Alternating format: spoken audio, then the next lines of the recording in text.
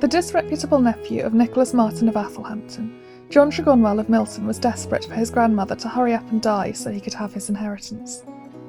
In almost all the historical records we have about him, he behaved badly, from refusing to repay his debts and trying to steal his grandmother's land, to setting a witch on her and beating up her servants. But how might such a man have dressed? Like every Tudor outfit, the first layer worn is made of linen. This shirt was designed to be washable and hard-wearing, the antimicrobial linen keeping both the skin and the outer clothing clean. Shirts could be fastened with ties or cloth buttons, both of which withstood washing better than metal fastenings of any kind. Next, the stockings. Knitted stockings grew swiftly in popularity through the 16th century, with the majority made of wool. Silk stockings were favoured by Elizabeth I. Before the advent of elastic in the 19th century, such stockings would have been held up by garters, in this case tied in a single loop bow. By the Elizabethan period, upper hose for gentlemen could be incredibly decorative, with panes designed to show a false lining, often in a different colour, underneath. Padding was often added to create shape, both in the legs of the hose but also in the codpiece.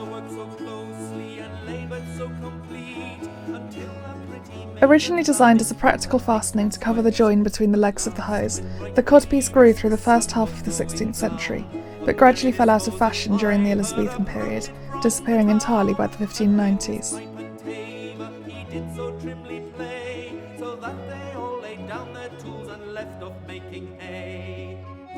The doublet was worn over the shirt.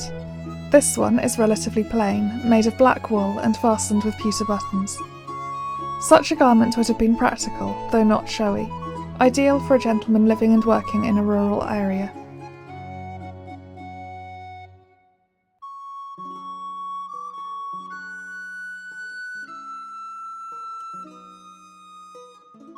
The hose were kept up by being tied to the doublet using silk points, laces made of silk cord with metal aglets on the ends to help get them through the eyelets.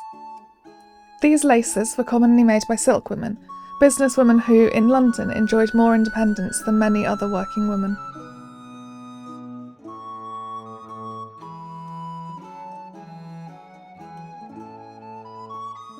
Slashing and pinking were common decorative techniques through the Tudor period, both on cloth and on leather. These shoes are slashed to show a decorative red leather through them, while this jerkin is slashed more to provide decoration through added texture. The jerkin was decorative but also practical, giving an extra layer of warmth and protection from the elements. They were worn by both working men, many examples survive from the Mary Rose, but also gentlemen, showing up frequently in portraits.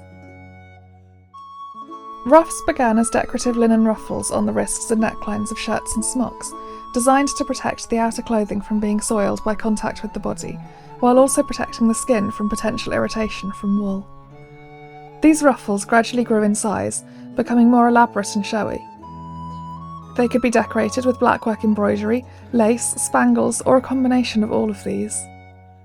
Starch was used to hold them in shape, and the laundresses who set the ruffs into shape had a great deal of skill. A leather belt was worn and could be used to hang pockets, purses, or a dagger from. We have records of John Tregonwell drawing a dagger on a man called Robert Harbin, as well as threatening him verbally when asked to repay a debt. Gloves, both practical and decorative, could be tucked into a belt. They were commonly given as gifts through the 16th century, both by lovers and as displays of friendship. A cloak, cut from anything from a half circle to a full circle of fabric, was almost entirely decorative when worn by gentlemen. It was primarily a display of conspicuous consumption.